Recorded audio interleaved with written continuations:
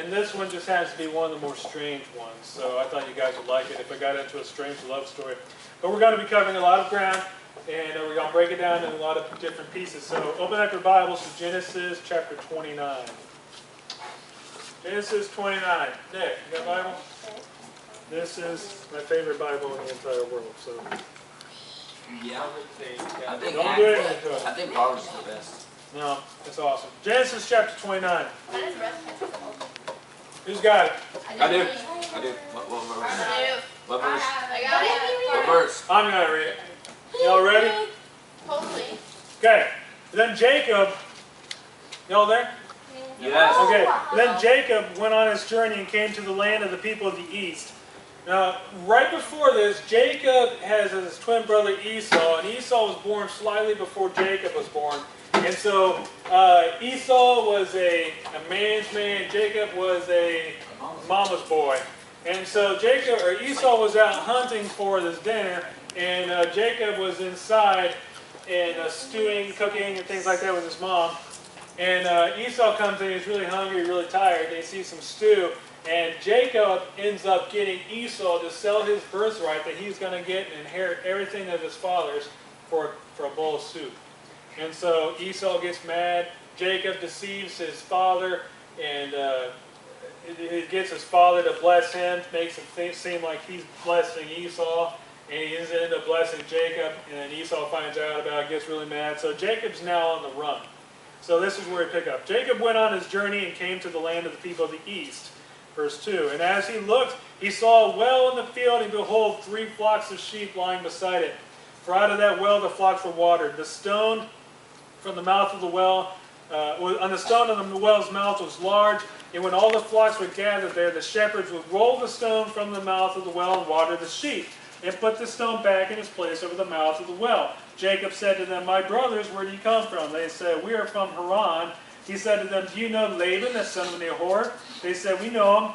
He said to them, is it well with him? They said, it is well. And see, Rachel, his daughter, is coming with the sheep. He said, behold, it is still high day, and it is not time for the livestock to be gathered together. Water the sheep and go, pasture them. But they said, we cannot until all the flocks are gathered together, and the stone is rolled from the mouth of the well. Then water the sheep. While he was still speaking with them, Rachel came with her father's sheep, for she was a shepherdess. Now as soon as Jacob saw Rachel, the daughter of Laban, his mother's brother, and the sheep of Laban, his mother's brother, Jacob came near and rolled the stone from the well's mouth and watered the flock of Laban, his mother's brother. Stop right there. Notice when Jacob sees Rachel, I'll roll that stone away, boys. And he pushes that stone out of the way all by himself. He's like, ugh, yeah. Jacob suddenly rose to the occasion and rolled the large stone away from the mouth when he saw the pretty woman coming forward. It's interesting how down through the ages men are still using their strength to try to impress girls. And he's like, you just can't. He's like, he pushes that stone away and he goes, oh, hi, Rachel. I didn't see you there. Did you see me roll that large stone? I roll large stones a lot. That's like saying, I eat bananas.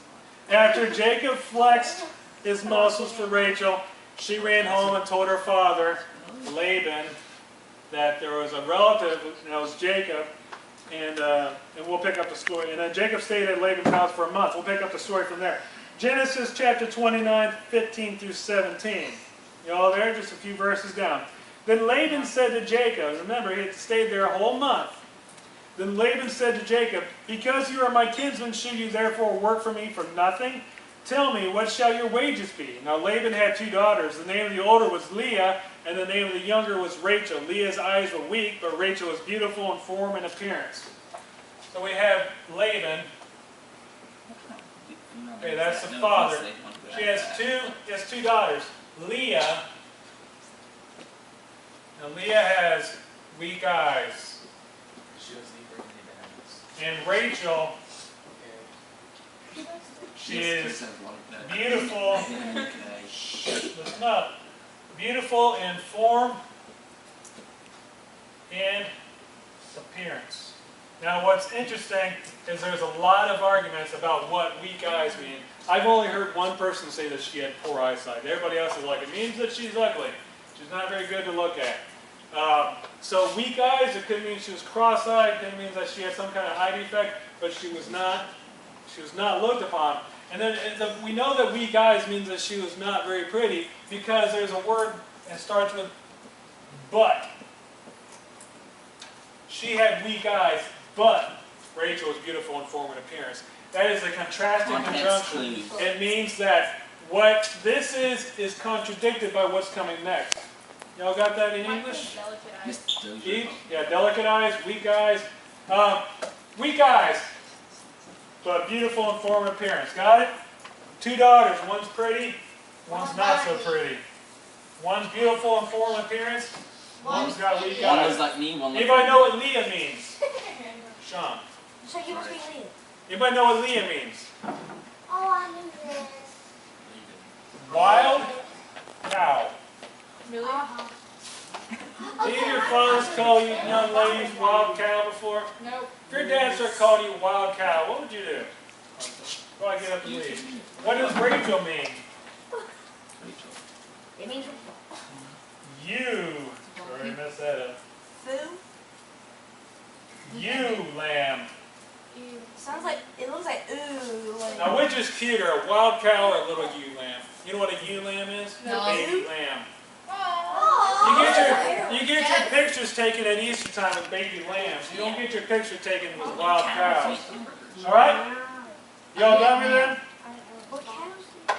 Okay, moving on. Chapter 29, verses 18 through 20. Jacob loved Rachel. This is a love story. And he said, I will serve you for 7 years for your younger daughter Rachel. Laban said, it is better that I give her to you than I should give her to any other man. Stay with me. So Jacob served 7 years for Rachel, and they seemed to him but a few days because of the love that he had for her. Aww. Think about how long ago 7 years was. Ooh. Who's a senior? Josh, you're a senior. I'm a senior. You're a senior. What grade were you in 7 years ago? I don't remember. 3rd grade. 9. What? You killed that in times. Remember? I was in 1st grade. 7. Yeah, No, yeah, I think I was in 1st. 5th grade. Yeah. For all you 12th I'm graders, for all you 12th graders, that's 5th grade. Yeah. Who did you like in the 5th grade? Do you You're still in like elementary them school. now? There's No, such thing as like. No. Who did you love in the 5th grade? You didn't date in the 5th grade. What do you No, Who did you go out with in the 5th grade? No, And do you still care about that person if you now? don't buy them stuff and take them out, it's not going All right. Most likely, whoever you liked 7 years ago, you probably don't even know anymore, or even anyway. It's a long time, 7 years. Think about 7 years from now. You're 18, you're going to be 25. I'm just shooting Haji. Most of y'all will have graduated by the time 7 years from now. So, I'll be 21. but anyway, backing up. 7 years, but it seemed like, I'm 26. listen up folks, focus. 7 years, but it seemed like just a few days because his love for her was so strong. He was able to work for 7 years. That's a long time. All right, chapter 29, 21 through 25. Then Jacob said to Laban, give me my wife, that I might go unto her, for my time is completed. So Laban gathered together all the people of the place and made a feast. But in the evening he took his daughter Leah and brought her to Jacob, and he went into her. Laban gave his female servant Zilpah to his daughter, the daughter Leah to be her servant. And in the morning, behold, it was Leah! Exclamation point. And Jacob said to Laban, what is this you have done to me? Did I not serve with you for Rachel? Why then have you deceived me? Remember Jacob, just a few chapters earlier, deceived his father out of his brother's birthright. So the deceiver has now been deceived. But now, think about it. At the feast, there was probably some wine. So, and there was no electric lighting. But I still have a difficult time imagining that he would not have known that it was Leah and not Rachel. See what happened. Has not any relationship been between Rachel and Jacob? That was there no communication? Was there no talking at all between those two? It's just weird. She had a veil over her face. Now, imagine, this is serious now, John. I'm serious. Remember? Imagine what it must have been like to be Leah. Think about it. Put yourself in Leah's shoes for a few minutes. I don't want those. She was so ugly that she could not be married off. The custom, we'll find out here in a little bit, the custom of the rule of that day was the older sister had to be married off before the younger sister. So Laban knew that her younger sister was engaged, and so he had 7 years to marry her off. And in 7 years, he couldn't get it done. Nobody in the town wanted to marry her. Think about how humiliating and humbling that would have been. So, on top of that, her father had to trick somebody into marrying her, and she was forced to play along. If she would have talked throughout that wedding night, do you think that Jacob would have recognized the difference in the voice? Yes. If she would have done anything out of the ordinary, he would have recognized. Imagine how unworthy and unloved she must have felt. First from her family for giving her a name like Wild Cow. Second from the rest of the town because her father had 7 years married her off and couldn't. And finally by the man that she was tricked into marrying. And when she was married into that man, even if he didn't want to be married to her, she was married to him until he died. They had no divorce stuff back then? Not really. There was no protection from the women back then. Did you know in Roman times? So once she was married to him, she was married unless he died. Everyone knew the story of Jacob and Rachel. Everybody knew. The whole town. Did you hear that Jacob's working for 7 years to win the hand of Rachel? Did you hear that? How lovely is that? How romantic is that? Jacob was working for Rachel for 7 years. Can you believe it? Now, Leah is the one that got tricked. They didn't marry. They? So, imagine how humbling that would be. There was no doubt that Jacob loved Rachel, and now Leah was trapped in this loveless marriage. All right, next passage. Genesis 29, 26 through 30. Laban said, "It is not so done. It is not so done in our country to give the younger before the firstborn. Complete the week with this one, and we will give you the other also in return for serving me for another 7 years." Jacob did so and completed her week. Then Laban gave him his daughter Rachel to be his wife. Laban gave his female servant Bilhah to his daughter Rachel to be her servant. So Jacob went into Rachel also, and he loved Rachel more than Leah, and served Laban for another 7 years. So he married both of them? Jacob finished off his honeymoon with Leah, not out of love for Leah, but out of obligation to her father, and out of love for Rachel. So still, Leah is unloved, disrespected, and totally humiliated. Not exactly what every girl dreams about in their honeymoon. My honeymoon, I'm going to spend it with a guy who got tricked into marrying me, who was doing it because my father is making him. Not exactly what it is, what every girl dreams about. This time, however, Jacob married Rachel prior to serving the second set of 7 years. So think about it. Jacob married 2 women, went on 2 honeymoons, all within the course of a month. All right, Genesis 29, 31 through 35. When the Lord saw that Leah was hated, he opened her womb, but Rachel was barren. Now, I'm going to stop there quick. Who controls when conception happens? God. God. God controls when conception happens. There's story after story after story of people who go to fertility doctors and they go to specialists and they try to get pregnant. They're spending thousands and thousands of dollars. And then they're finally like, you know what? It's out of our hands. We can't do anymore. And then they go home and the first of the month they get pregnant. It's just like they try and try and try with doctors, but it's God's timing. And then you hear people say, I'm against abortions except for in the case of rape. And then, again, who controls conception? God. I cannot imagine how difficult it would be to carrying the child of the person that raped him. But there is a reason for that conception, and there's other options like adoption. And then if you're committing doing abortion because of its rape, who's getting punished? The child. The baby is completely innocent. Moving on. When the Lord saw that Leah was hated, he opened her womb, but Rachel was barren. And Leah conceived and bore a son, and she called his name Reuben. We're going to go over these names real quick. All right, and she called his name Reuben, for she said, because the Lord has looked upon my affliction, for now my husband will love me. She conceived again and bore a son, and said, because the Lord has heard that I am hated. He has given me this son also. And she called his name Simeon. Again she conceived and bore a son and said, now this time my husband will be attached to me, because I had borne him 3 sons. Therefore his name was called Levi. And she conceived again and bore a son and said, this time I will praise the Lord. Therefore she called his name Judah. Then she ceased bearing. In biblical times, it was extremely important for women that they bear her husband children. More specifically, that they bear sons.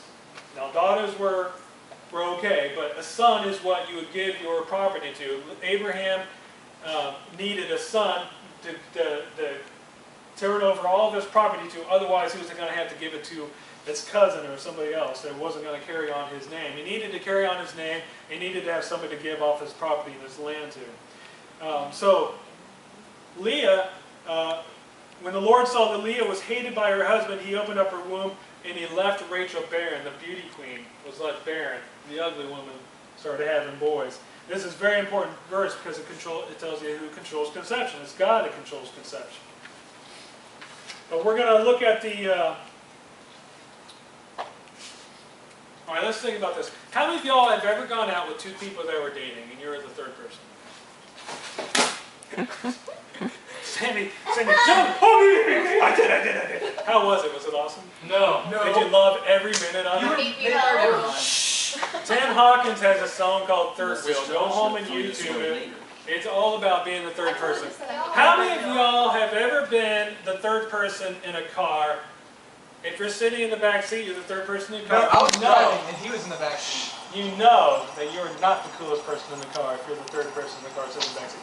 Alright, so you're the third wheel. The 2 of them want to be alone because they're like kind of on a date. They're right focused. The 2 of them want to be alone because they're on a date and you're there. And you're trying to jump into the conversation and they keep having a conversation by themselves and you keep jumping in and you keep getting rejected. And it's like, it's terrible. They talk to each other and you're out of the picture. You are the third wheel. Imagine Leah. Her entire life is the life of a third wheel. Jacob and Rachel, all they want to do is be together because they love each other. He worked for 14 years to be with Rachel. And then there's Leah, the third wheel. She was like, let's see. I have a question. Hold on. No. Jacob was Ken. Good time. Rachel, Barbie.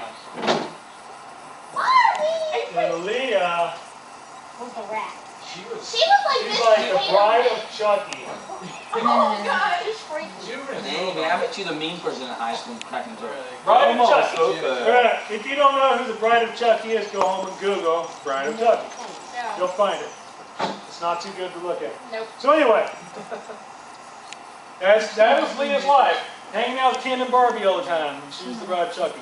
Anyway, God saw that Leah was hated and mistreated, so he blessed her in the most important way in biblical times by giving her boys. Alright, let's look at their names and what they mean. Reuben. What does Reuben mean? It's a corned beef sandwich. It's not just a corned beef sandwich, which is awesome, but it Corned beef means sandwich seed, came from a wildcat. a son. Isn't that awesome? Alright, listen. See, a son. How many of y'all have question marks in your name? See, a son. I gave you a son. Now love me. And then she added, the Lord has surely looked at my affliction. Now therefore my husband will love me. How sad is that?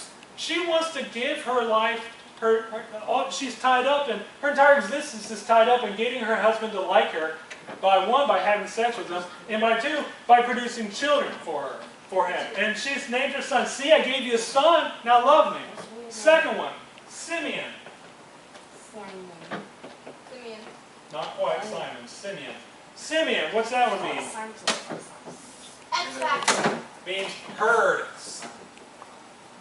Oh. Yes. Herd. I heard it. Focus here, please. Because the Lord has heard that I am unloved, he has therefore given me also a son. Again, she's going back to being unloved. Next one, number 3, is Levi. Attached to. Levi Liar. literally means attached.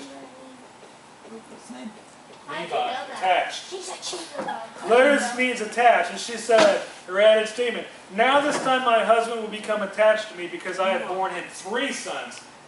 Now, maybe my husband will love me. The Lord has heard my affliction because I'm in love. Now my husband will love me because I've borne him 3 sons. And then the fourth one was Judah. What does Judah mean? Praise. Because she said, now I will praise God. Notice the shift. Maybe my husband will love me. He has heard my cry because I am unloved. Maybe my husband may become attached to me because I've borne him 3 sons. I will praise God now. She doesn't even mention her husband. She doesn't even mention him. She's going through a progression here. Focus here. She's going through a progression. Being angry, unloved, to being, I don't care what anybody else thinks, I'm loved by God. Right. Have you ever noticed? See that Leah bore Jacob 3 sons, all with the expectancy that now he would love her. It wasn't until the 4th child that she changed her perspective, that she was going to stop focusing on trying to win Jacob's love and just start focusing on God. Sometimes we look at beautiful women or handsome guys and we think that they got everything together and they live an incredible life. But the next passage reveals that life is not a bowl full of cherries for the beauty queen who has the love of her husband. Leah doesn't have the love of her husband. Rachel's beautiful, has the love of her husband. We're going to look at what was going on with Rachel. Chapter 30, verse 1. When Rachel saw that she bore Jacob no children, she envied her sister. She said to Jacob, "Give me children or I shall die." Jacob's anger was kindled against Rachel, and he said, "Am I in the place of God who has withheld from you the fruit of the womb?" Then she said, "Here is my servant Bilhah. Go into her so that she may give birth on my behalf, that even I may have children through her." So she gave him her servant Bilhah as a wife, and Jacob went into her, and Bilhah conceived and bore Jacob a son. Then Rachel said, "God has judged me and has also heard my voice in giving me a son." Therefore she called his name Dan. Rachel's servant Bilhah conceived again and bore Jacob a second son. Then Rachel said, "With mighty wrestlings I have wrestled with my sister, and I have prevailed." So she called his name Naphtali. Now Rachel looks pretty on the outside, but on the inside she is tore up with envy over her sister. What Leah wants more than anything is love, specifically the love of her husband. And Rachel has the love of her husband, but what she wants more than anything is children, because she thinks she's going to lose the love of her husband because she can't give her husband children, which is what was so important back then. So Rachel gives her maidservant to Jacob as a proxy wife. I think I just made that term up. She gave her as a proxy wife. And girls, can you ever imagine giving your husband another woman to have children for you? Well, why did they do that when Leah had? She wanted children of her own. But they saw hers. It's her slave, so it's technically hers. That's Quote she unquote. didn't understand. But anyways, girls, can you imagine that? No, not at all. Would that be exciting to you? No, Okay. I would be beyond furious. Okay, let's look at the names. 5 is Dan. Has What's judged. Dan mean? Judged. Judged. Then she said, "See, God has judged between me," or let's see what it actually. God has judged my case, and he has also heard my voice and given me a son. And number 6 is Naphtali. Why wrestling? Literally means wrestling. Wrestling. And then she said, "With great wrestlings I have wrestled with my sister." Notice she said, "I've wrestled with my sister." And indeed, I have prevailed, because why? Because she has the love of her husband Jacob, and she has children, even though she's really... Actually, person with a B has children. Rachel feels that she has prevailed because she has sons and can claim as her own, and that the love of Jacob, she finally has arrived. She is beautiful, love of her husband, sons. She's at the mountaintop, that she can't get any life, can't get any better. But the only problem is life doesn't stay the same. You don't stagnate ever. You either grow or you die. You're either living or dying. You keep getting better or get worse. Chapter 30, verse 9 through 13. When Leah saw that she had ceased bearing children, she took her servant Zilpah and gave her to Jacob as a wife. Then Leah's servant Zilpah bore Jacob a son, and Leah said, "Good fortune has come." So she called his name Gad. Leah's servant Zilpah bore Jacob a second son, and Leah said, "Happy am I, for women have called me happy." So she called his name Asher. Not to be outdone, Leah gave her servant Zilpah to become a proxy wife for Jacob, and 2 more sons were born. So we got Gad, Why are they all boys? which means what? means fortune or truth. And then Asher means happy. And wait a minute, she said, because for Gad, she said, a troop comes, or good fortune comes. And then for Asher, it was happy. And she said, I'm happy, for the daughters will call me blessed. All right, look. Oh, I'm sorry, Ash. I like that. Happy. And so look, the wild cow who was unloved by her family and by her husband has had four sons and 2 from her proxy, whatever. And so she has 6 sons that she can call as her own. And she now considers herself happy. She went, and good fortune is coming her way, and she's happy. And she has the praise of God. She went from being a very bitter, angry person to having good fortune and happy.